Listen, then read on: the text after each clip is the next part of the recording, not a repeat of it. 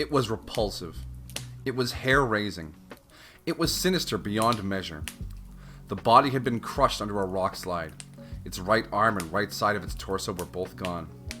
Hair and scalp had been torn from its skull, leaving it dyed red.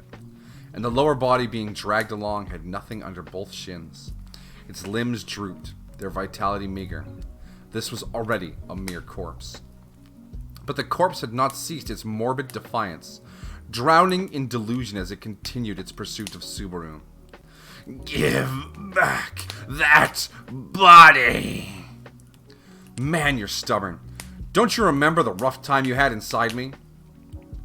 Beetlejuice's shout was like a voice from the grave, chilling Subaru to the bottom of his heart. With the body he had possessed already dead, Beetlejuice's own death lay right before his eyes.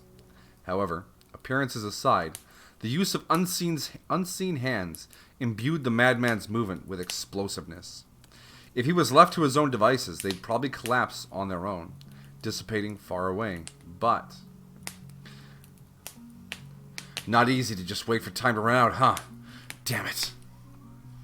Subaru gritted his teeth and glared as the madman pressed closer to the rocking wagon. The dragon carriage was already hustling at nonsensical speed, but Beetlejuice moved even faster. Like a lit candle on the verge of burning out, he was radiating his final wicked delusions. This is a spirit? How?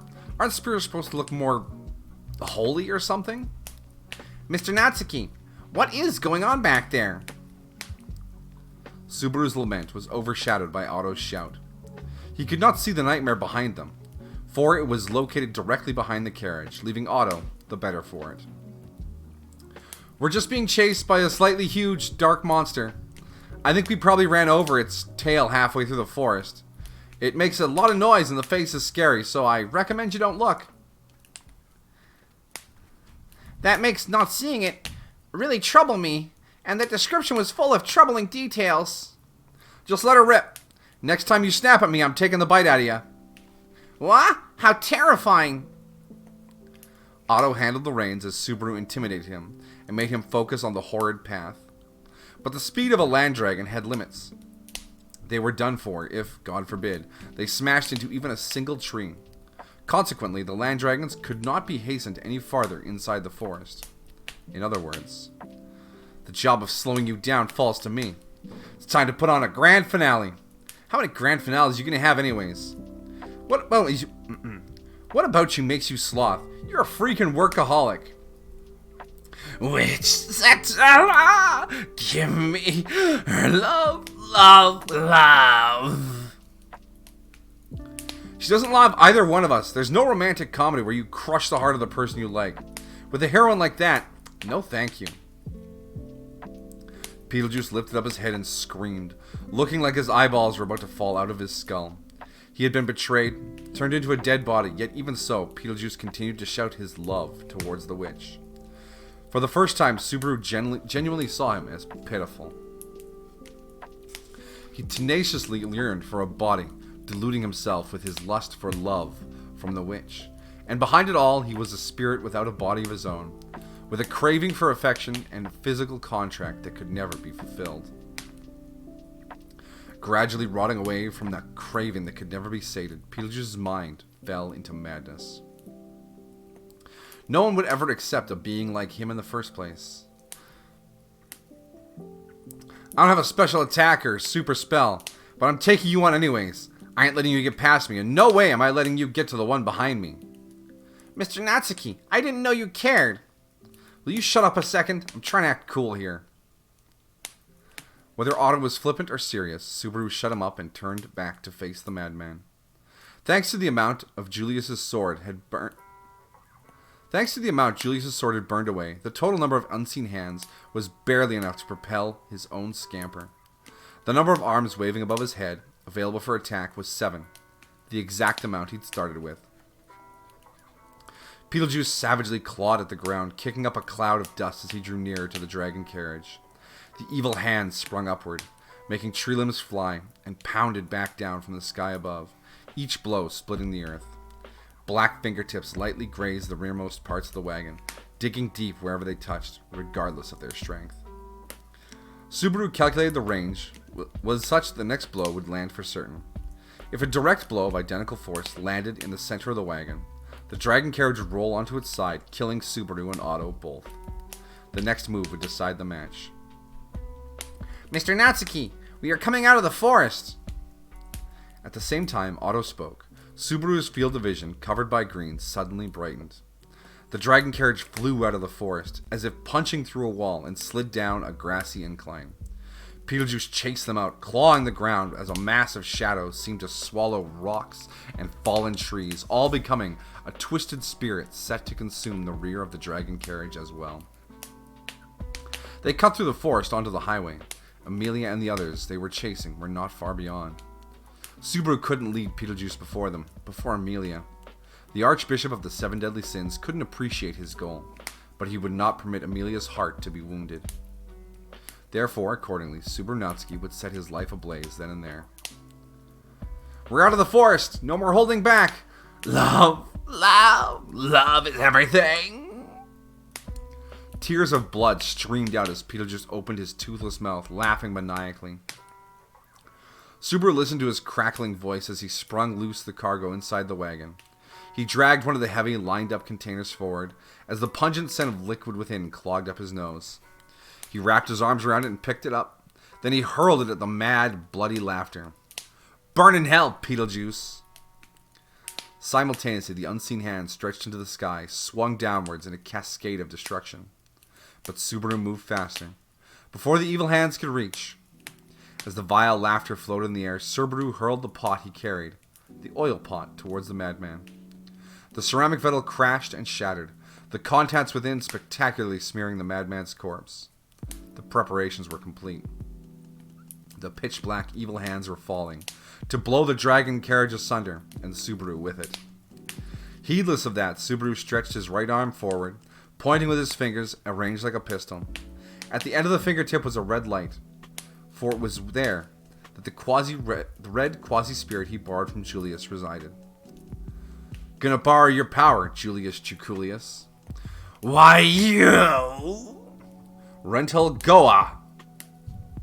It was an incomplete chant by a novice magic user to an uncontracted quasi-spirit. Two incomplete things piled upon one another. But his will was focused upon that single point, granting the incantation strength, and for it to interact with the world around him, only a spark was needed. His mana, like a gas tank running on fumes, connected to the power of the quasi-spirit, sending a tiny spark of minimal destructiveness rushing towards Beetlejuice. And then his wicked mouth, covered in blood and oil, opened wide. Ah! Ah! The instant Subaru's vision was enveloped by vivid, soaring flames. Beetlejuice's entire body was bathed in ignited oil that burned with incredible heat. Billowing waves of flame scorched the inside of his flesh, and Beetlejuice's wordless scream clawed at the air around them. Against the spirit that was Beetlejuice, Subaru had inflicted the greatest blow possible. The elements were Otto's cargo of oil pots and Julius's quasi-spirit, granted as a safety net. All of it was borrowed. He'd simply patched them together for a very Subaru Natsuki-like attack. It's over for... Gah! The moment after he saw the end of the match, Subaru noticed the existence of a pitch-black, evil hand lashing above his head. The evil hand was being swung like a Grim Reaper's scythe, its course reckless and its target undefined. However, the arm collided with the wagon, instantly sending it flying, grazing Subaru in the process. The dragon carriage violently bounced from the impact, and the wagon that had taken the direct hit was wide open, looking like some beast had taken a bite out of it. With the carriage gouged, Subaru was among flying pieces of wood as he tumbled deeper into the wagon. His calf was torn in the process, making him clench his teeth, as the pain felt like it was setting his brain on fire. Ah, shit, that hurts! Ah, damn it! Subaru's voice went ragged as he pressed a hand onto the bleeding wound. But Subaru had the time neither to bandage nor to curse his misfortune. The reason was simple. Black fingertips were grasping the rear end of the wagon at that very moment. Give me! Hand it over! The dragon carriage heavily rocked as the fiendish, burning face of Beetlejuice clawed up into the wagon. The thing that climbed into the wagon had abandoned a complete human form. The missing parts, the lost right half, the torn off lower extremities had been replaced by wriggling black hands. Of his original body, only his head was not charred black and red. Though the fire had spread to even his habit, he somehow managed to hold his body in one piece. But even so, the sheer ugliness of the being shone through. Almost as if to assert beyond all doubt that this was a repulsive monster wearing the skin of a human being. You look awful. Not that I'm one to really talk, I suppose. Grimacing from the spasm-like pain, Subaru bored and rose to his feet. The bleeding of his leg had not stopped, but the opponent was far closer to the brink of death than he. Beetlejuice's entire body had been decaying, even before being set on fire. He was already at death's door. He wasn't seeking a war of attrition either. The next instant would settle it for both of them. Subaru did not have many trump cards to play. Indeed, they were few. All that Subaru had left for a weapon was cunning. But he cannot vanish, cannot allow to vanish. Hey, I told you already. Come into mine, you'll have a really bad time. Who cares about the witch? She's just taking us for a ride. You and me both. Beetlejuice spoke with difficulty, craving Subaru's body as he repulsively crawled forward. As he raised his voice, refusing to give in, Subaru tried to break the madman's spirit. But Beetlejuice showed a reaction to that shouting voice that he had not shown to that point. Witch Satella! Suddenly, Beetlejuice murmured with lucidity as he lifted up his face. His visage was half destroyed, his cheekbones raw and exposed. Yet reason returned to the madman's eyes. His disjointed eyes wavered, and one caught sight of Subaru, then the other. Together they blinked with madness. You are dangerous, danger, danger, danger, danger, danger, danger, dangerous! Ah! You receive her favor, yet deny her love. And you have driven me, this close to the point of death.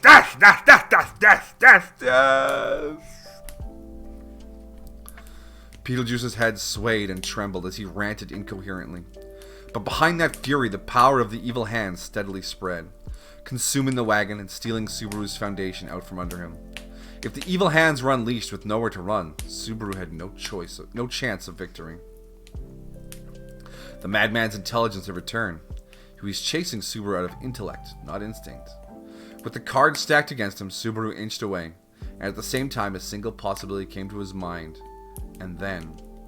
The witch, Satella, Love, love, love. I was loved. Satella loved me. I shall not forget, not for an instant. Even if you forget, I shall not. Tears flowed. These were not tears of blood, but real tears. Truly, since their first chance meeting, this is the first time Beetlejuice had shouted about love while sane. Be it affection or passion, it had dragged Beetlejuice from the brink of madness back to reality. Beetlejuice's stagnant eyes shone with the firmness of will as they glared at Subaru. You are dangerous. You shall someday pose a threat to the entire witch cult. Before your hand can reach Satella. Here, now, by my hand, by my diligence, to surrender myself from sloth, and repay her love. You shall die. Beetlejuice shouted, and his body, unable to withstand the unleashing of the power of the evil hands, burst open and broke apart.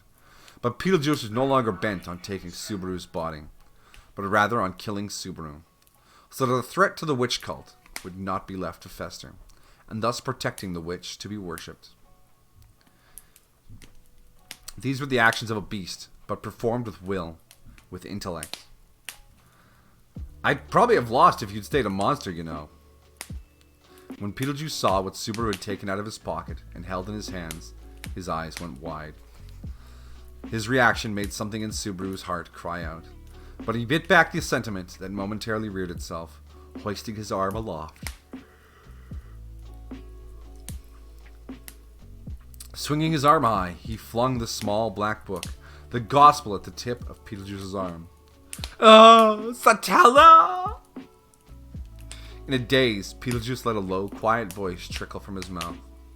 It was a voice immersed in tranquility, calling out the name of someone lovely beyond measure. Desiring the heavens, Beetlejuice raised his left and only remaining arm to the sky. Obeying his will, the evil hand stretched towards the gospel. The black fingertip was reaching it, for the books dancing in the air. And in the next moment, it came. He caught the gospel just as it was enveloped by the wind.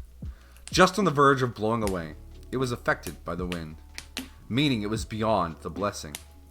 In other words, as Beetlejuice grasped the book, his body, heavily bent back, bathed in ferocious winds, his feet were dragged, splitting the already gouged out floor of the wagon. Half his body was cast beyond the dragon carriage, and as a result of being cast beyond the wind-repelled blessing, he was wholly immersed in turbulence. Once upon a time, Subaru had fallen into a similar circumstance during horseplay on the way to the capital. Without the wind-repelled blessing, he was taking all the wind and shaking of the dragon carriage, running at full speed over horrid footing. He couldn't possibly have held out. Ah! Ah! Subaru let out a great shout as he put his foot down the instant Beetlejuice's balance greatly faltered. He forgot the pain of his torn leg and leapt, bouncing into the air. He had no tremendous power to turn the tide of battle. That's why he made it his move when it most counted. Beetlejuice shouted something as Subaru rushed over. Subaru couldn't hear a thing. He threw caution to the wind, lowering his head for a change, and leapt towards Beetlejuice's flank. Unseen hands shot out. The speed of the hands thrust out had slackened. With Subaru's concentration at its zenith, they might as well have been standing still. As he cocked his head and violently swerved his body, a fingertip grazed Subaru's cheek as he closed with his foe.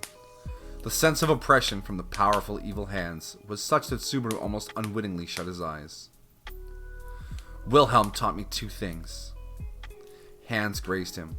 Pain ran through part of the skin of his neck, cheeks, and ears, which felt like they'd been touched by hot steel. The bursting heat scalded his thoughts, and he bit down a painful cry that threatened to tear through the inside of his throat. He dodged. He breathed. He wasn't done yet. That I don't have one smidgen of talent with a sword. The pain was scorching, but he became relaxed, at ease. The twin elements intruded upon Subaru's mind as he looked straight before him. On the other side of the hand Subaru had dodged was another hand snapping towards his face. And the courage not to shut my eyes while I'm being smacked. He shouted and ducked his head. The hair on the back of his neck got a shave as he evaded by a hair's breadth. Dead ahead, Beetlejuice's face stiffened in shock, and into the side of that face Subaru slammed his fist. The haymaker struck Beetlejuice's cheek, causing him to greatly snap backwards. His body lost its footing, and Beetlejuice was hurled out of the dragon carriage. And then, Beetlejuice hung upside down in the air before being dragged back into the dragon carriage. A piece of his habit had snagged on the wagon, and his body connected to the dragon carriage was being dragged along the ground. Blood scattered, flesh exploded. As the damage piled up, even the unseen hands came unmoored, as the being known as Beetlejuice was undone. Even so, Beetlejuice raised his decaying face and glared at Subaru, his inverted gaze brimming over with hatred. It is not over. It is not over. Nah, this is as far as you go. As Subaru spoke to the excessively tenacious Beetlejuice, he revealed the gospel he held in his hand, that which Beetlejuice had dropped when Subaru struck him, and the last thing the madman's heart clung to. Subaru flipped to the latter blank half of the tome, pressing his finger against it. He had touched his finger to a wound, covering it in blood. With this he placed his imprint upon the gospel. Your end is right here. In red eye script, Subaru wrote the word end on the open blank page. When Beetlejuice beheld the sight, his tongue trembled from the blow. The fierce emotions spreading like a wave through his eyes were so complex that Subaru could no longer read any of them. And then before he could put his emotions into words, the end came. The dragon carriage bounced high, and Beetlejuice, dragged by the wagon, by the sleeve of his habit, came loose. Then the tattered habit caught by the wheel of the dragon carriage, turning at high speed. Pulled in by the snagged habit, Beetlejuice's body, stripped of limbs and blood, was pulled straight towards the wheel. The end was in sight. Mixed with the sound of his habit tearing, flesh and blood bursting, in his last moment, Beetlejuice looked up at his foe and shouted, "Subaru Natsuki!" His scream echoed and became his death cry. Beetlejuice shouted Subaru's name as body and voice were swallowed by the wheel, and thus ensnared, they were pulverized, with bits of blood, flesh, and bones scattering out as his life was trampled away. With the loss of its body, the essence of the evil spirit dwelling within was drawn in until it too dissipated. One last final unseen hand stretched towards the tip of Subaru's nose. Just on the verge of grasping Subaru's head, the hand stopped. From the tip of its fingers, it fell apart and vanished. This fact revealed that Beetlejuice Romani Conti well and truly was no more. This time, rest in peace forever, Beetlejuice. It was over. Certain of that, Subaru flopped onto the wagon. Instantly, the pain he had been ignoring to that point came rushing back, and Subaru moaned as he rolled around in the wagon. "Ow! This is bad! It's so bad! I'm gonna die! Ow! This is bad! This is bad!" Tears welled up, and the sharp pain would not relent. His bleeding wounds throbbed, and he felt like needles had been thrust inside his body.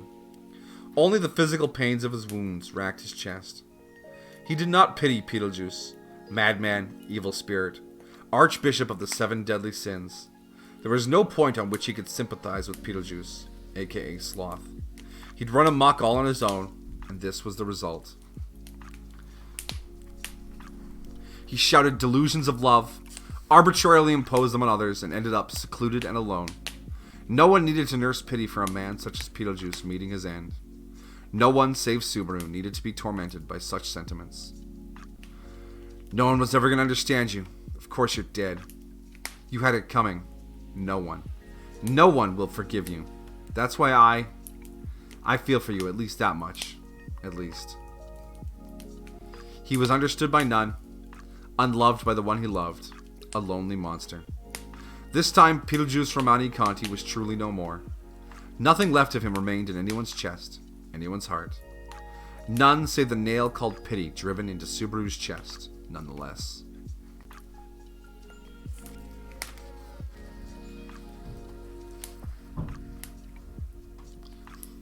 Quick hydration.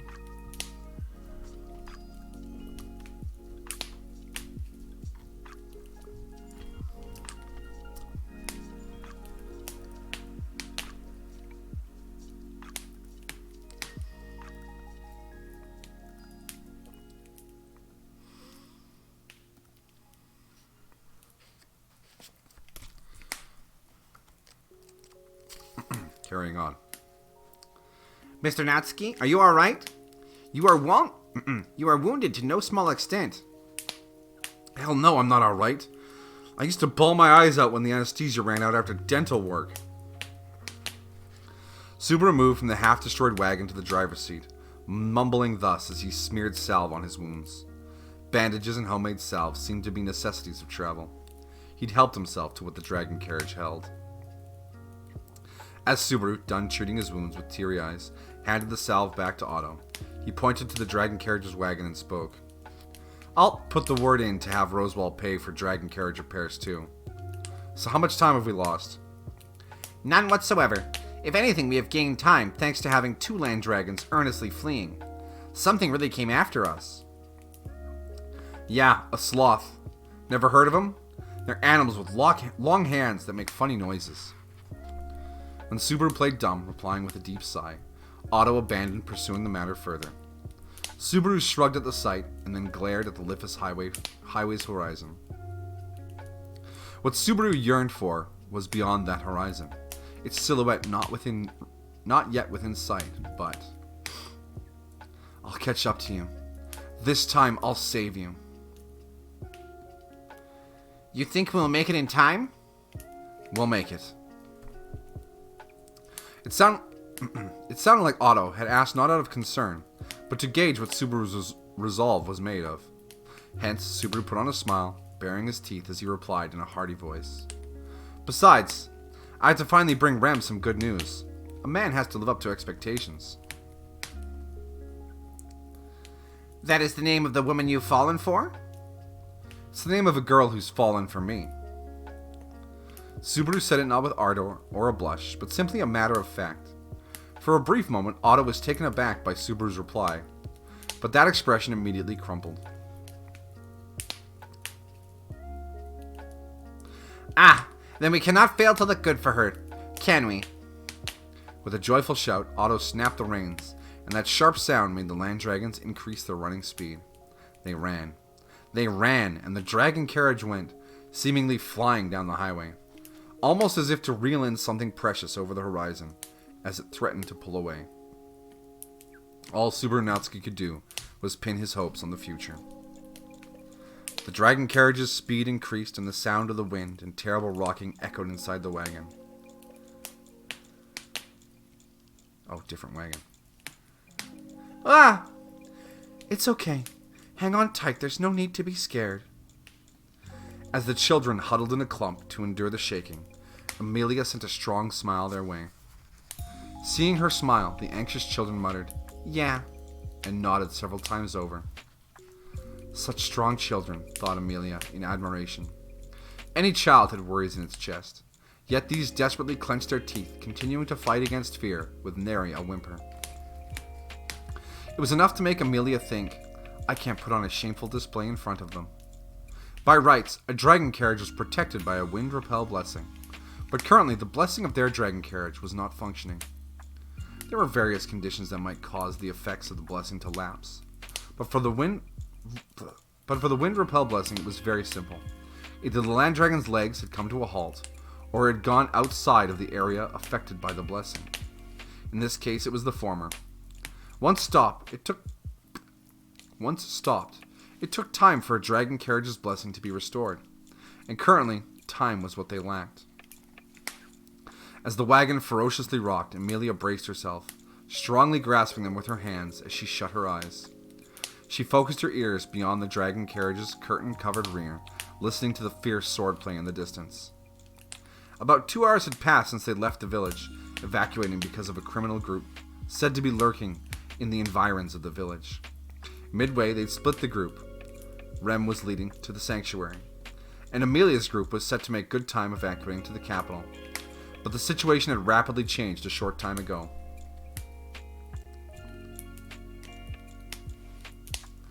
Lady Amelia, may I have a few minutes of your time? From beside the dragon carriage, then taking a short break, Amelia heard the voice of the aged swordsman guarding them speaking to her. The individual calling himself Wilhelm Trius was a retainer of Crucius, and even Amelia could tell he was a man of exceptional swordsmanship behind his gentle demeanor. The fighting spirit Amelia sensed from his hushed voice was all it took to make her brows buckle with concern. Has something happened? It is of minor concern. Accordingly, I wish to take several men with me and eliminate that concern. I ask that you forgive my rudeness in leaving your side. It's alright. What's wrong? It is only driving off wild dogs. A trifling matter. We shall catch back up with you soon enough. When Wilhelm made that statement, with a polite bow, Amelia sensed that something was off. Immediately after, she realized that he had been speaking out of consideration for the children all around her. Considering Wilhelm's duties, she could not guess what he was trying not to say. Or she could guess what he was trying not to say, and what these wild dogs amounted to. Am I not needed? She knew that question she posed was an impolite way to repay Wilhelm's considerate words. Wilhelm narrowed his eyes when, even so, Amelia could not refrain from asking. I've gotten on his bad side, thought Amelia. However, unexpectedly, the old man's lips formed a smile. Lady Amelia, please continue evacuating in the dragon carriage. Please take good care of the children. The emotion contained in the smile was neither disappointment nor disdain. He clearly longed for something dear to him. To Amelia, Perplexed and unable to understand the meaning of what she saw, Wilhelm quietly turned his back. With a lapsed blessing, I expect the dragon carriage shall rock rather fiercely. Make sure not to let go of the children. Sir Wilhelm, Lord and retainer are truly alike. Your eyes are just like his. Wilhelm parted with that deeply felt murmur, breaking off from the dragon carriage column with the other guards. Amelia did not know the true intent behind the murmur, but she had no time to pursue the matter. Immediately, at the instructions of a different knight, the dragon carriage convoy resumed its evacuation, and with the blessing no longer functional, the dragon carriage set out, its rocking robbing Amelia of the luxury of immersing herself in thought. And so, back inside the ferociously rocking carriage, the children huddled with Amelia in the canopied wagon of the dragon carriage. She tossed several blankets over the children, held their trembling hands, and continued to pay attention to the situation outside, ready to act immediately, no matter what was coming. And explaining the situation outside Amelia was... That old man and the others are clashing with someone behind us. A battle is breaking out. A voice reverberating in Amelia's head as it relayed the tactical situation outside. Somehow, Puck sounded very laid back, floating unseen as he watched the situation unfold. Do you know how many there are? Twice as many as we have, but it's completely alright. That old man is incredibly strong, so there's nothing for you and me to do, Leah. Wow, he cut another one down. Amelia kept her fighting spirit and kept the tension off her face, nodding at her telepathic exchange with Puck. As a spirit, Puck had ways to know what was happening outside, even without materializing. Amelia was using a minute amount of power to listen to his words and keep appraised of the situation. It would be no laughing matter if I materialized for no reason, and was out of energy when you really needed me. Besides, if I come out now, I'll end up a toy for the children. I think that would be a good thing. Your cuteness would make them forget all their worries. Hey, don't say such scary things, daughter of mine. Anyways, that's how it looks outside. Even as they exchanged lighthearted telepathic banter, Amelia was a bit grateful to hear Puck's report. But the corners of her lips rose stiffly as she painfully rued her own powerlessness. Puck had guaranteed Wilhelm's strength with the sword, but Amelia had power to fight with too. Wilhelm had declined Amelia's aid out of consideration for her position. Even though she understood that, Amelia was still chagrined over merely being protected by others. She was unable to bring about the results demanded by her station. Her authority was a paper tiger. She was seen as a figurehead candidate from inside and outside the kingdom, and no one would claim her capabilities were up to the task, even as fiction. In spite of that, she was shackled to her position, her authority placed in a yoke, the decision to wave her power around denied to her. Then what in the world was she here for? Subaru. When, in a small voice, her lips invoked the name of the black-haired youth, Amelia shook her head at her own weakness. She had no right to call that name, almost like she was pleading for aid. If that moment she was calling out his name, it was not for want of power, it was... Hey, everyone, don't worry. No matter what happens, your big sister will protect you. It was for want of courage, so that Amelia might do what Subaru would in her place. When Amelia spoke these words to them, the huddled, curled-up children lifted their faces. Her words sent the children, shoulder to shoulder with tears in their eyes, looking at one another's faces, and their voices came all at once. We're all right. Don't you worry about anything, big sis. We promised, so it's okay. We're not letting go, so... It was instantly obvious the children were putting on a brave front as they clung to Amelia's arms and legs. They wrapped around both arms, both legs, and even her hips and shoulders. Amelia's body went rigid from the heat of being touched by others. But it was by no means a disagreeable sensation. It was just that, at the same time, something felt off about their words.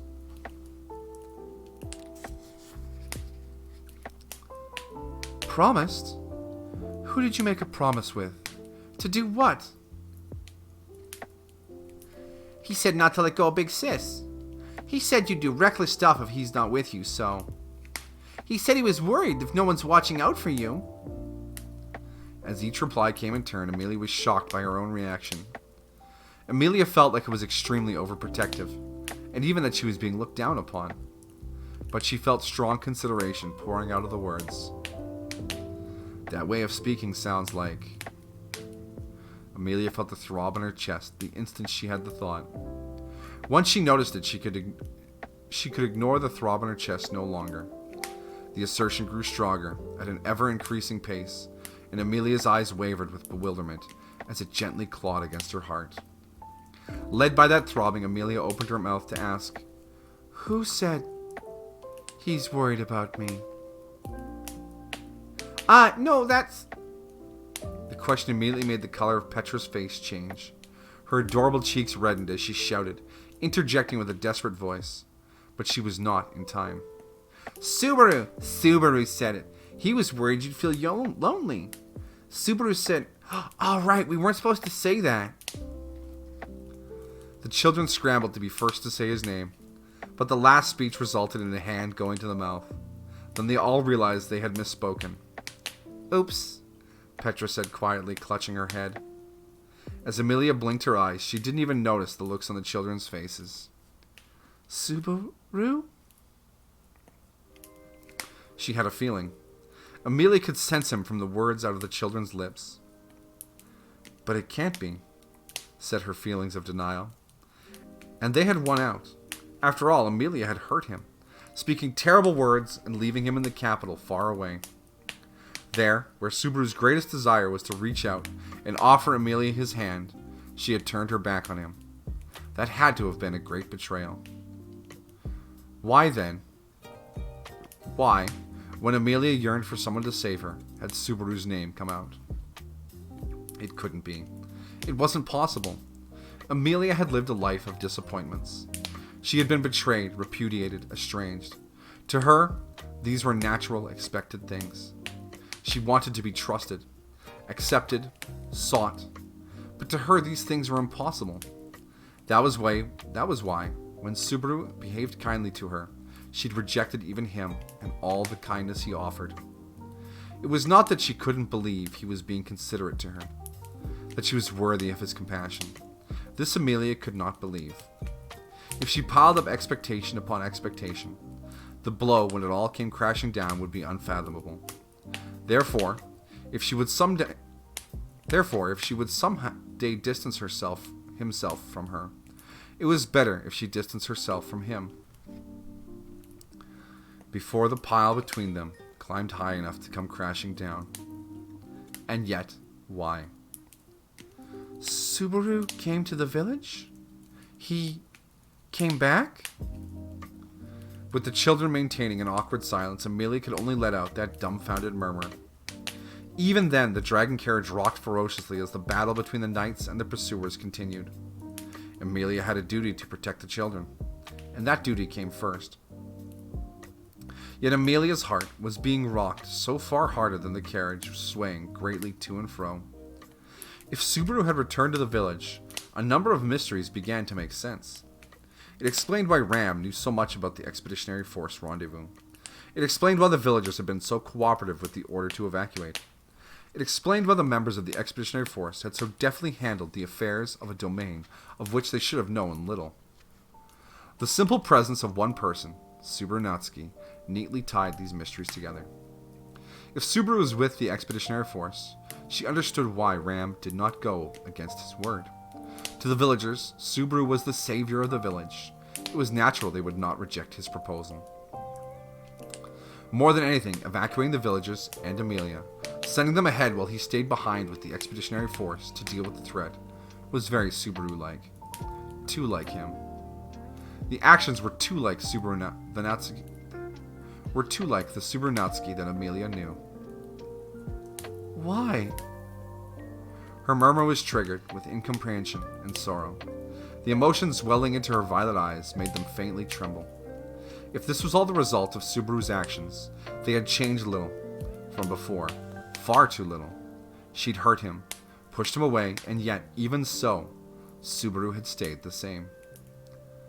I hurt him so much, and put that sad face on him. Why did Subaru come again to... She didn't know why he tried to save her. She tossed the question his way after Subaru was deeply wounded in both body and heart at the Royal Selection Conference at the training square. At the same time, Subaru had not given her an answer, and so Amelia still didn't know. Even though she'd given up, breaking the relationship between them, bringing it to an end without ever knowing. Why? That's obvious. Amelia spoke, her voice breaking and on the verge of tears. It was the wild voice of a red-faced Petra that answered. The reaction which made it sound like the girl knew the answer to the question she harbored made Amelia look at her, hanging on her words. But before the two could open their mouths any farther, the dragon carriage was assaulted by the largest jolt to that point. The dragon carriage wended its way forward with incredible force, flinging around the bodies of Amelia and the children within. Instantly, Amelia grabbed hold of the wagon, stretching her arms and wrapping them around the children to the greatest possible extent. However, the dragon carriage continued wending its way, not leaving her a single moment to calm down. The movement was as if they were fleeing from something. Simultaneously, a voice echoed inside Amelia's brain. Leah, someone's coming from the rear at an incredible speed. Prompted by Puck's warning, Amelia shifted her eyes toward the dragon carriage's rear. Beyond the curtain flapping in the wind, she caught a glimpse of the cause of the dragon carriage's meandering movements. Something was chasing them, and drawing nearer. I have to face this, thought Amelia, instantly trying to move. But when she tried to stand up, her body was held back by light weights, unable to move. When she lowered her gaze, she saw the children grabbing her arms and clothes, not letting go for anything. We won't let you go! You can't go! We promised! Amelia, firmly grasped by the children, could not escape. They were bonds she could have shaken loose, but Amelia did not move. When Amelia hesitated, Petra glared sharply at her face, shouting with a tearful look, Are you gonna make Subaru cry this time? The girl's shout sent a ferocious tremor, both through the meandering carriage and through Amelia's heart. The dragon carriage braked all of a sudden, and centrifugal force struck, sending Amelia, still linked to the children, flying into the air. Reflexively, she oriented herself onto the blankets, safely protecting everyone from the impact. Swallowed by the rocking in the blankets, Amelia somehow managed to shake her head loose and sit up. Just now, what was the... Leah, it's right behind us! Puck materialized, beside her head, pointing behind the tilting dragon carriage. Heeding Puck's voice and motion, Amelia swiftly rose up, shielding the children behind her. At the same time, she unleashed her magical energy, and cold air dropped the temperature inside the carriage with incredible force. Just as Puck said, someone had caught up to the dragon carriage. The next moment, someone raised the dragon carriage's curtain. Then she saw who was standing there. Amelia was dumbstruck. Why? With ragged breaths, his shoulders heaving up and down, a lone young man climbed into the dragon carriage. The sight made Amelia's eyes shake fiercely in bewilderment. Her lips trembled. Amelia forgot the circumstances, and with a frail, minute voice she spoke his name. Subaru? She spoke his name. Alright. Another hydration stop.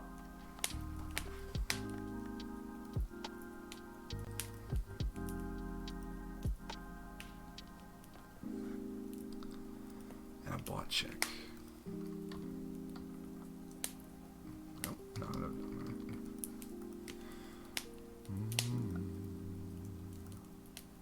Hope you're all enjoying the story this evening.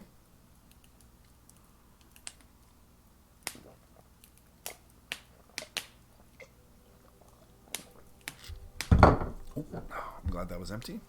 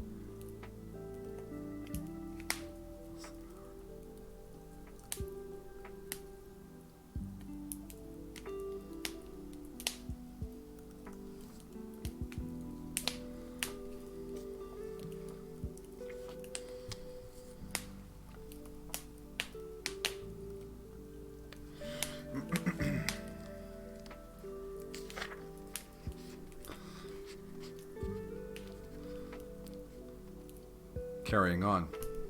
When Subaru thought back, it was a horrible way to meet someone. It hadn't even been an hour since Subaru had been summoned to another world, adrift and unable to tell left from right. In that state, he'd walked into an alley, and according to script, he'd been surrounded and half killed by punks. His trip to another world was about to end in death within the first few hours. Subaru remembered every little thing from that time, her words, her demeanor, her grandeur. He'd never forgotten. It was because of her that Subaru Natsuki could live in that world, standing on his own 2 feet. Mr. Nagatsuki, that's... Having dispatched Beetlejuice's delusions earlier, the dragon carriage had been racing down the Lippus highway when Otto, watching the horizon from the driver's seat, shouted to Subaru as he caught sight of their target. When Subaru followed his gaze, spotting the wriggling silhouette at the edge of the horizon, he too shouted, "There, Otto! Give it everything you've got!" I've been giving it everything this whole time. With a powerful flick of the reins, the 2 land dragons picked up speed. The jet black land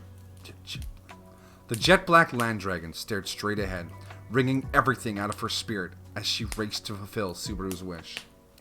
After she saved him in that first encounter, he learned about her as he forced his way into her life. He knew she was stubborn, she was obstinate, she put on a strong front, and she was kind. He knew that he was unworthy to gaze at the side of her face.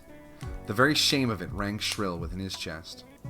He knew that his own incorrigible foolishness had made those sweet feelings go to waste. Back then he'd sworn. Subaru had certainly sworn it. "I'll save you." He'd striven to uphold that promise.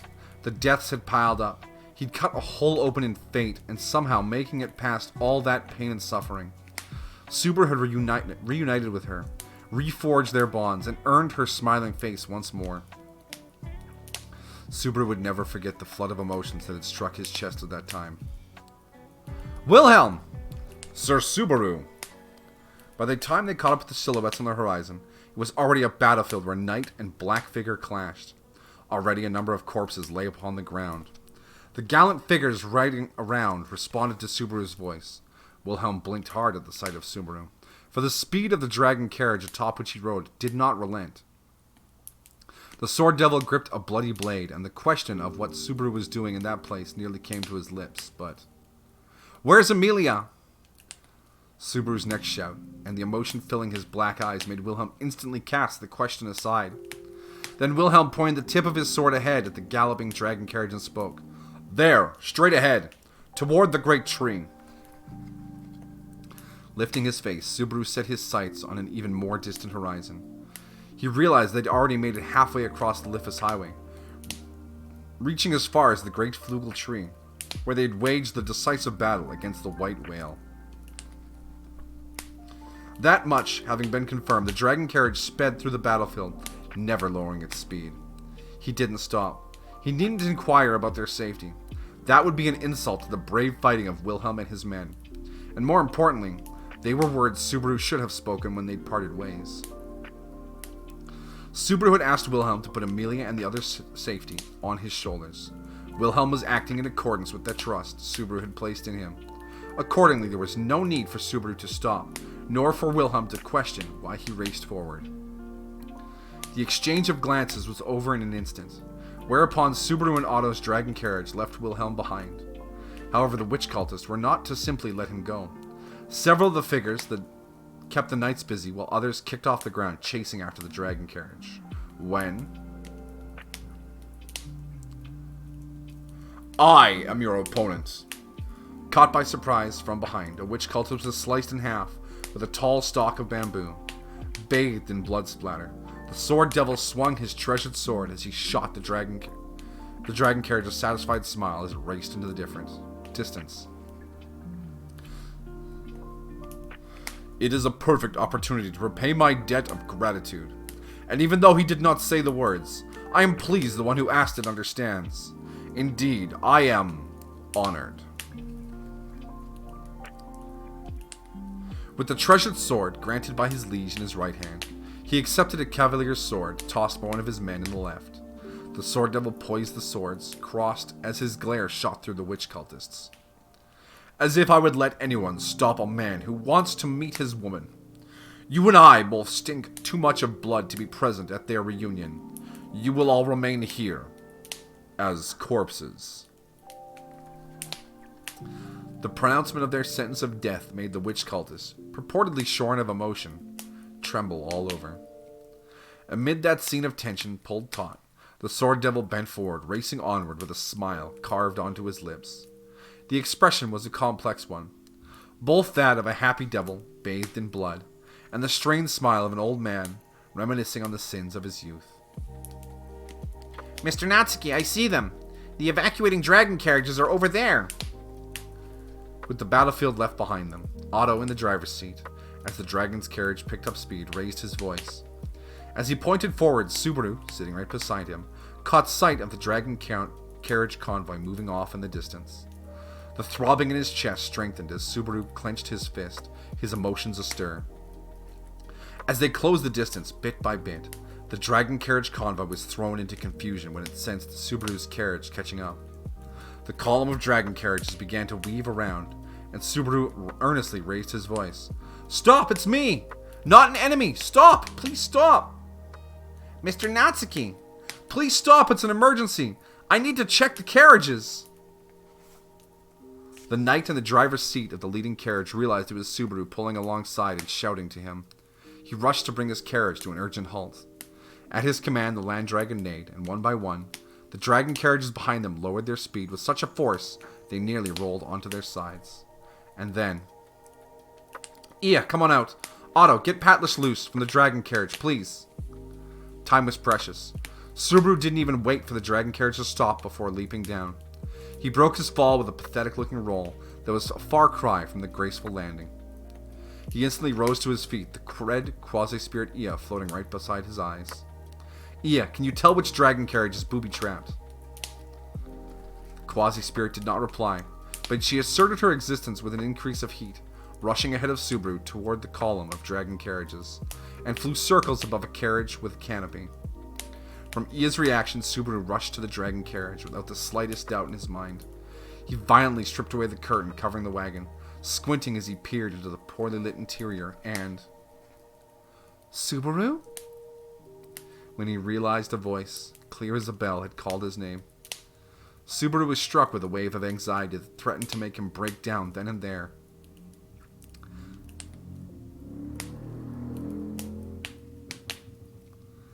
Inside the wagon was a beautiful girl with silver hair and violet eyes, staring dumbfounded at Subaru. It was the sight of the girl he had pursued over and over, hoped for over and over, bent and broken himself over and over in the process, yet even so, he had never once managed to give up. He was overflowing with emotion. Irresistible urges welled up within him. However, Subaru gritted his teeth, instantly cutting his indecision away. Iya, where is it? Trailing behind Subaru, the quasi-spirit emerged within the wagon, flying around inside like an illusion, scattering her mana like little tiny specks of fire. The red quasi-spirit strongly illuminated one of the wagon's corners. Puck, can you let me strip only this part off without setting off what's behind it? An unexpected reunion, and already making me So that's how it is. Puck, eyes wide at Subaru's presumptuous call, realized something was wrong under the floor. The little cat narrowed his eyes at the area indicated by the quasi-spirit, swishing his tail as he made use of his power. Gathering his mana, he froze the floorboards, whereupon Subaru violently stomped on them, shattering them. He then thrust his arm into the hole created, when he felt his fingertips wrap around it and yanked it out. Found it! With a shout, what emerged from under the floor was a sack, made of an unusual material, with complex symbols written upon it. It seemed to be made of some creature's hide, but the repulsiveness of the feel of it instinctively made him ill. A sack of demon beast hide. As Puck put into words the cause of his distaste, Subaru opened the sack. The inside was jam-packed with glowing magic crystals, corroborating Otto's testimony. But that very moment, the magic crystals grew hotter, like they'd just begun a countdown sequence. What timing! Puck, can you stop this? I don't think I can. I can contain the blast, though. Puck looked at Amelia as he shook his head, seemingly offering a glimpse of his final trump card. The gesture made Subaru realize that it probably meant Puck, manifesting in his true form, overcoming the problem by brute force. It was a crude measure, but certainly it was possible for Puck to minimize the damage. It was possible, but... No, you can't! Subaru turned that plan down. Certainly that method would do to keep everyone safe, but it would come at the cost of revealing Puck's form as a great spirit. And awe at the sheer enormity of that power made the rupture of Amelia's relationship with the villagers inevitable. Subaru couldn't even stop himself from shuddering as he protested. After all, just then, Amelia and the villagers were finally on the same stage, coming closer bit by bit. It wasn't like at the Royal Selection Conference. Showing her power off like she had, there would only be a hindrance to her relationship with the villagers. That was why he could rely on Puck like that only if it was truly the only way. The most final of final resorts. Think. If the magic crystals he'd retrieved lived up to their billing, they'd turn the entire prairie into a sea of flame when they exploded. There was practically no time left until they exploded. It would be difficult to toss them somewhere far away. But if he relied on Puck, it would leave a dark shadow over Amelia's prospects in the royal selection. He wrung all his cunning to think of something before he'd have to redo things at the cost of his life. This time, there had to be something he could do for Amelia. That's it! He let out a murmur. Exactly one way had come to mind. It was a ridiculous, laughable conclusion. He wasn't sure he could actually pull it off. However, within the current limitations, it was the one possibility he could think of that had miraculous prospects of victory. The instant he thought of it, Subaru's body practically leapt into motion. With difficulty, he picked up the heavy sack, his arms and chest scorched by the incandescent magic stones. Subaru ignored the pain and leapt out of the dragon carriage, and behind him... Wait! In a shaking voice, Amelia called for Subaru to stop. His legs, which had no time to stop, stopped. His body, which had no time to turn around, did. He stared straight at the eyes, into which he could not look. They did not have time to exchange words, yet exchange words they did. Subaru, why? This why included the various whys apart from that moment. There was the why of that instant, when he had come aboard the dragon carriage. There was the why toward his creation of this situation, and from long, long before. She was likely repeating the questions she had posed in that room in the royal palace, too. At the time, Subaru had been unable to give Amelia an answer to her question. At the time, numerous emotions had surged within him that he had yet to sort out, taken individually and separately. It was not that they were mistaken, but they were not correct either.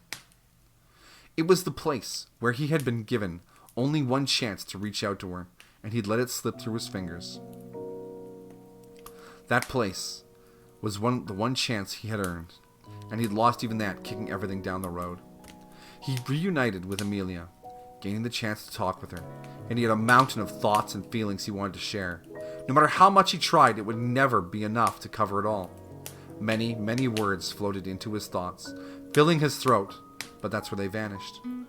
Contained with him was a flood of emotions and ideas, but in that moment, his entire body and soul yearned for one thing. What to talk about? What to tell her? What words to choose? How would he face her? Why? She asked him once again. He took a short breath, and then in a single phrase, Subaru told her. He told her the one and only thing that gave his life meaning, even when covered in all those wounds. I love you, Amelia.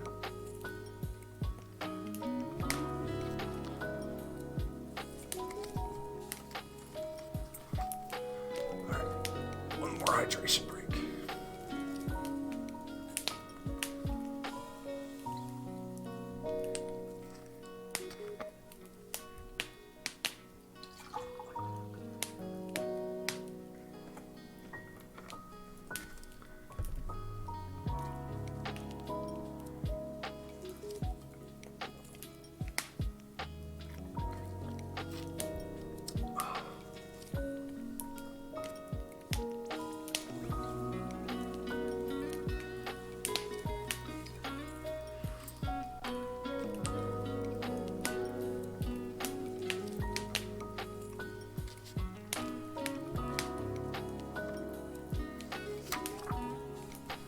Alright, last stretch.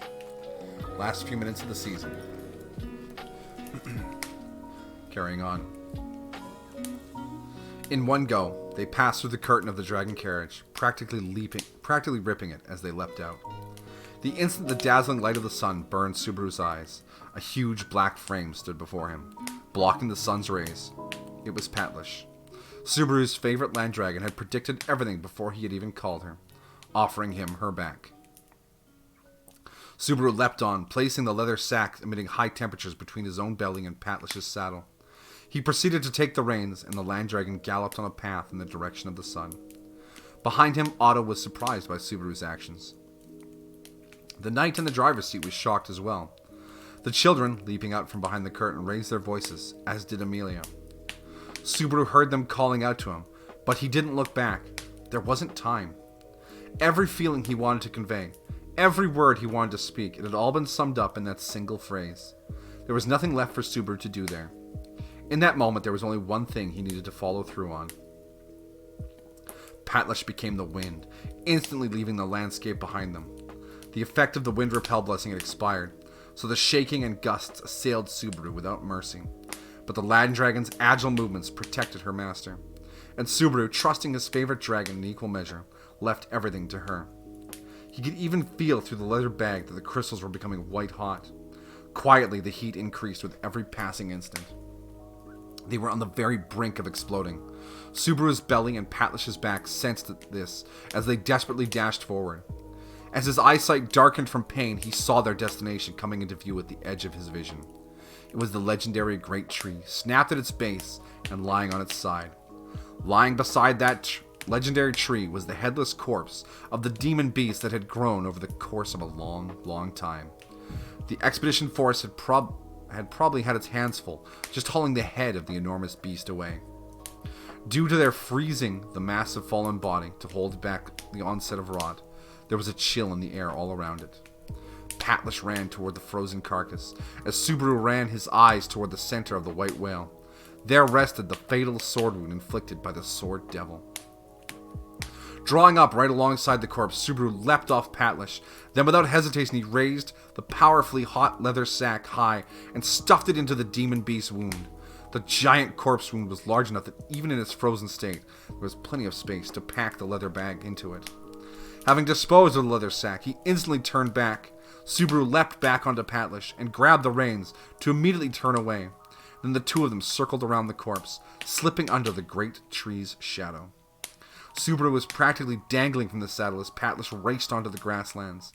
By the time the land dragon had taken a second or perhaps third step, the magic crystals reached the point of ignition, and light surged up from behind them. All Subaru could feel was the shaking and wind from their mad dash. With his body shaken all around, he lost sight of which way was up, but he knew from the impact he felt that they'd escaped to where he'd intended. Subaru fervently clung to the trunk of the tree, while Patlish curled up her body, covering Subaru with it. Immediately after that, there was a ferocious shockwave and a blast of wind along with the sound of an explosion, which echoed over the highway so fiercely that Subaru thought his eardrums would burst. A torrent of heat streamed past the white whale's remains, and the great tree singeing Subaru and Patlish's flesh. The light from the explosion passed through his closed eyelids, searing his eyeballs, but Subaru clung firmly to his handholds, gritting his teeth as he endured the pain. The shockwave churned up his internal organs, and it felt like even the powerful roots of the great tree would be ripped from the soil. However, the tide of destruction finally began to abate. Subaru, realizing that at some point he'd stopped feeling anything, lifted his head. He tried raising his voice, but his ears were ringing so badly he couldn't hear a thing. When he opened his eyes, he couldn't see a thing through the hanging blast cloud. He reached out with his hand and felt the hide of the land dragon right beside him. He couldn't tell from warmth, but his palm felt the movements of a living creature. She was alive. His shoulders eased in relief. The next moment, he felt something moist touch the surface of his unseeing face. When it repeated over and over, he wondered if it might be Patlish's tongue licking his face. He made a strained smile at the dog-like show of affection. Also, her tongue was coarse, so he felt like his face was being filed. However, he didn't lift a finger to stop it, nor did he raise his voice. It figured that he was tired. He was completely out of endurance, no longer able to move a single step. He wondered if it would be such a sin if he gave his body a little break. When he felt the faint stirring of air against his skin, Subaru-sama managed to move his head. He could see nothing, he could hear nothing, but for some reason it felt good. He could hear nothing. At that moment, nothing... Subaru! What do you know? Turns out I can hear something. The sigh of relief was the last thing Subaru did before his mind fell into a deep, deep sleep. When Subaru came to, his mind had entered a world of darkness once more. Having lost his body, Nagatsuki continued to hover in that vast, empty space as nothing but consciousness. As usual, the world had neither ground nor a discernible sky. Nothing but darkness spread out before him in an ephemeral dream, one he would forget when he awakened. I love you. But in that blank, hollow world of nothingness, there was a charming someone he couldn't meet anywhere else. Always it gave Subaru a soft, numbing throb, as if he were filled with joy at a painful embrace. I love you. The darkness unwound, the shadow formed, and the captivating someone appeared, approaching Subaru as she whispered her love. He could not see the expression on her face. However, that someone was likely spinning words of love with a face drenched with anguish. He wanted to be touched. He wanted to be longed for. Reflexively, Subaru's heart was drawn in. He wanted to respond to her love, to repay her for it. He would never be able to repay love granted to him with anything less than love of his own. And yet... Subaru! He heard it. A lovely voice from other than someone was calling his name. His thoughts alone understood. A lovely voice, apart from the someone filling the dream with a black shadow, was calling him to a world of white light. As he understood this, a white light, something that should not exist in the land of darkness, was born. I love you. Subaru! Simultaneously, the voices were tossed his way. He wanted to respond to the shadow's love. He absolutely had to respond to the love of the light. He realized that his mind was being drawn away from the voice of that someone, towards she whose voice reached him from the land of light. The voice of that someone held grief at the state of Subaru's heart, for she was being left behind. Two arms woven from shadow stretched out, but they did not reach his incomplete body. As Subaru grew distant, he heard the voice tremble, sadly calling out as it sought him over and over. I love you. I love you. I love you. I love you. I love you. Subaru, please! The whispers of love repeated over and over, whereas the call of his name contained a simple plea. Remember who you are. Remember what you have to do. Remember the words you must exchange in the world where you belong. He couldn't stay there, so... Next time, I'll probably come to meet you. With non-existent lips, surely unable to convey his feelings, he spoke his farewell to the someone fading in the distance. They were words of departure, an oath that they would meet again. That someone let out a small gasp. Then Subaru's mind was enveloped by a light that blotted out the world of darkness as he slowly melted away. I'll be waiting. That echo was the only thing left as Nagatsuki was torn from the ephemeral dream. His mind floated up through the sea called sleep, breaking the surface called waking as his eyes opened. The tears of his waking eyes stung him like poison. His blurry vision saw thin, wavering Violet. Her breathtaking beauty was so close that they practically breathed the same air. Truly close enough for the hot breath from her pink lips to reach him, making him nervous enough to die on the spot. Isn't your face a bit close? Oh, Subaru, you're awake. I'm glad. I really am. The Violet that was so near turned out to be Amelia's eyes. The realization that it was her face that had been close enough to breathe on him snapped his mind awake. As Subaru flew into a panic, Amelia watched him, patting her breast with a look of pure relief. The angle was odd. Amelia Tan was super close while I slept. So this heavenly feeling against my head is... You don't need to say it out loud. It's a lap pillow. Not bad for it. good sleep? How can I complain? There's no pillow that's more luxurious than this. It's a pretty nice reward for working so hard. Subaru shot her a teasing smile as he let his head rest upon her without complaint. As he did so, Amelia pursed her lips in a small smile, quietly gazing upon Subaru's smiling face. The mood had shifted. It had changed from each making sure that the other was safe, to their exchanging feelings, lying right beyond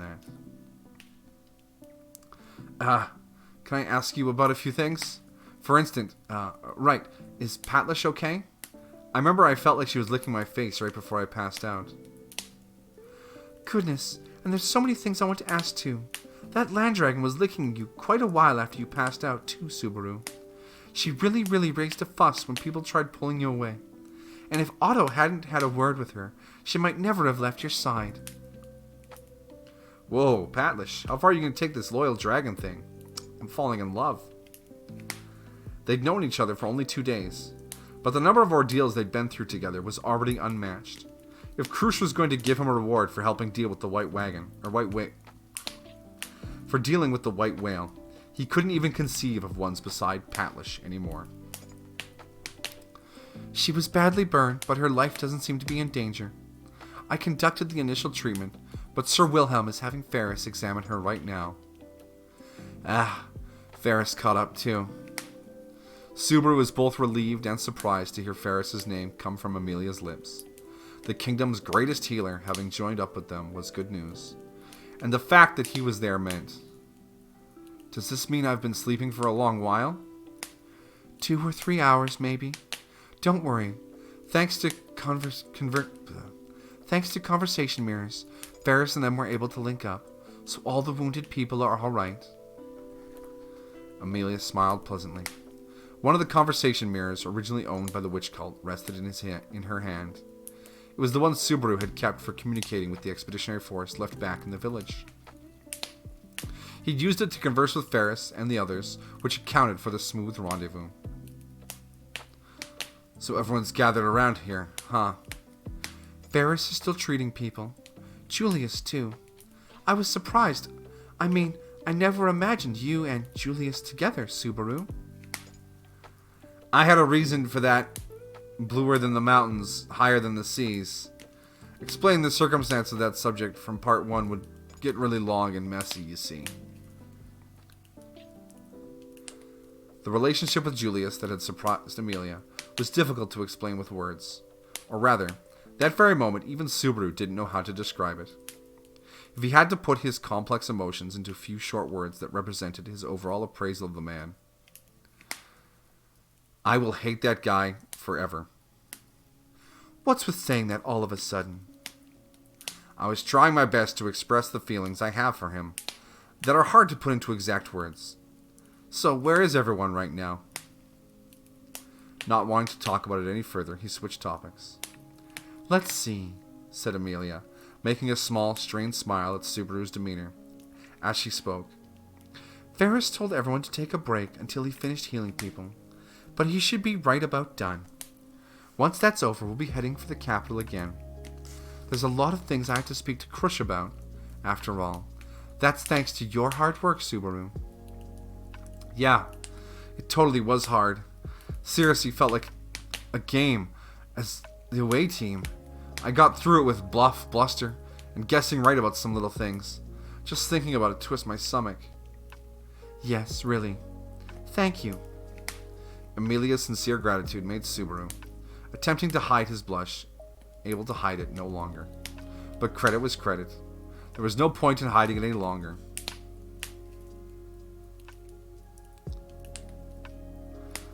That's right.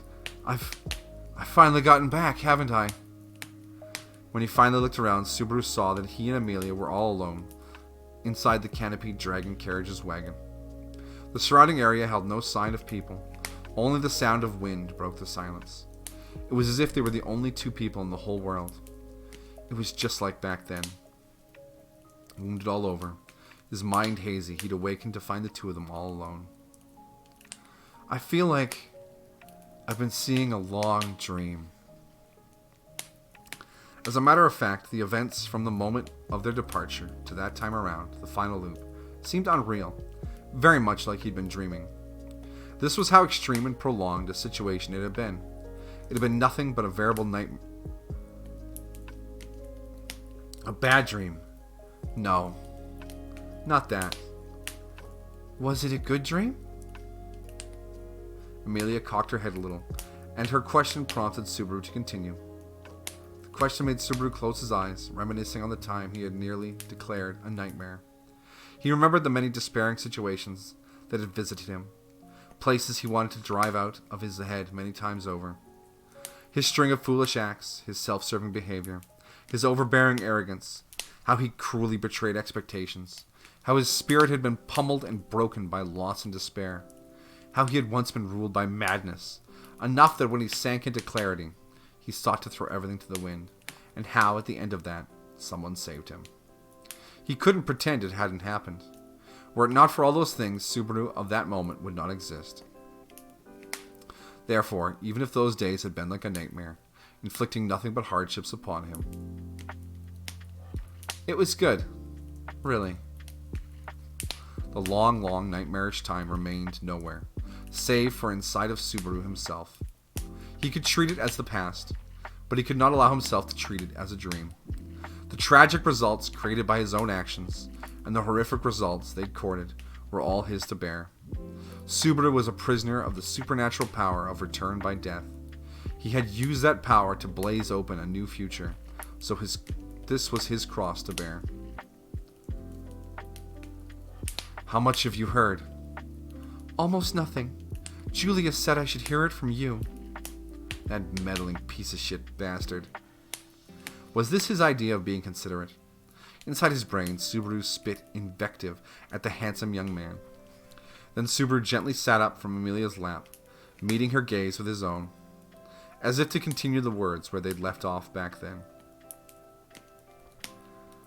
That day, you asked me why.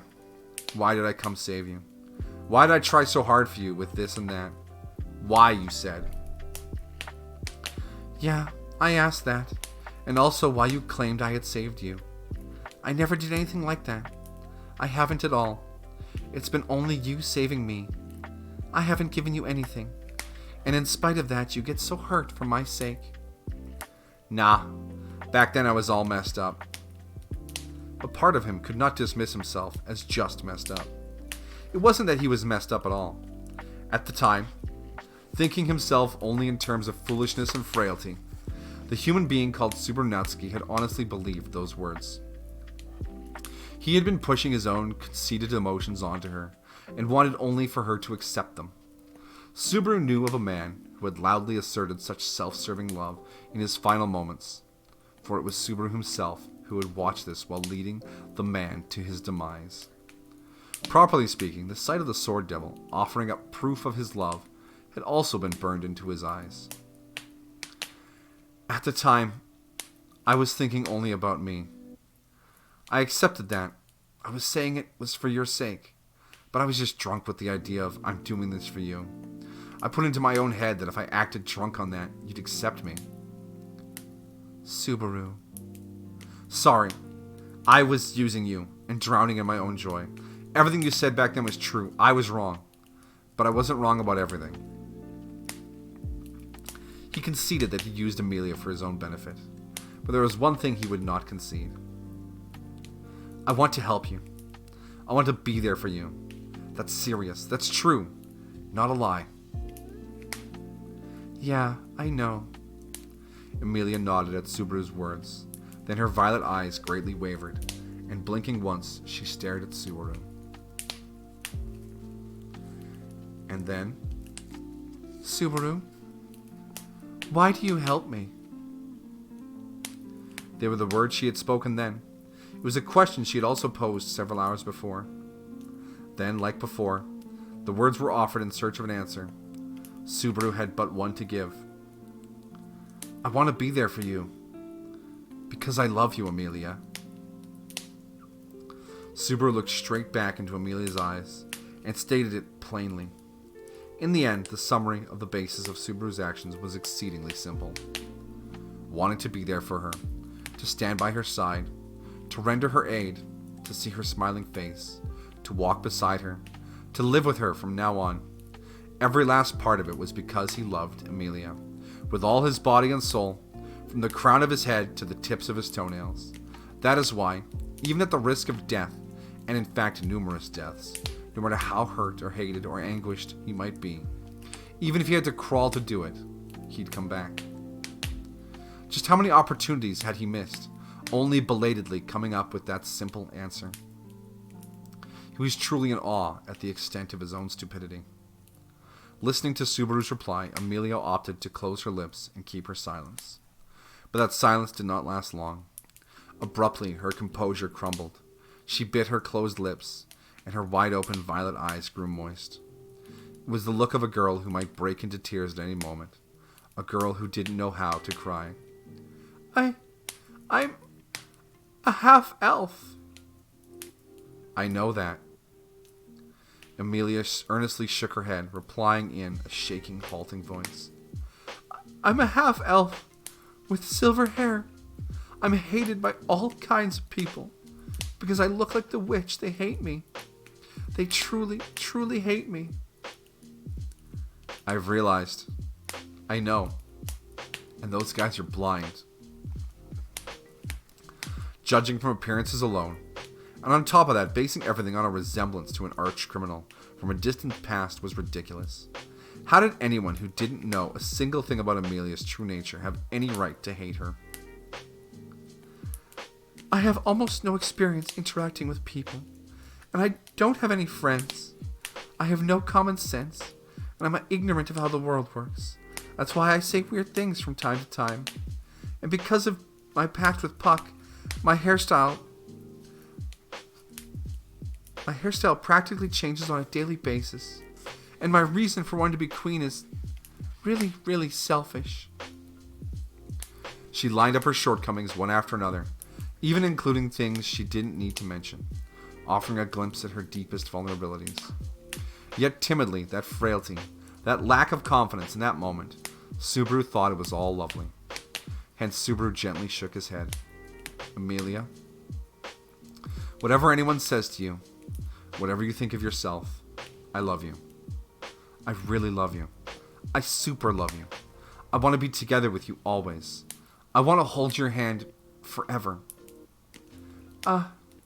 If you tell me 10 things you hate about yourself, I'll tell you 12 that I love about you.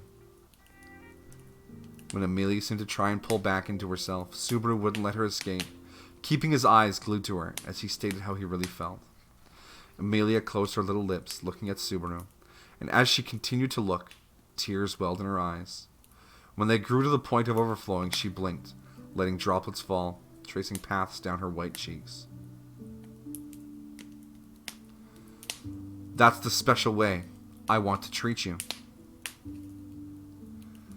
This is the first time since I was born that I've been so happy to be treated as special. He reached out with his hand, gently suppressing the flow of tears.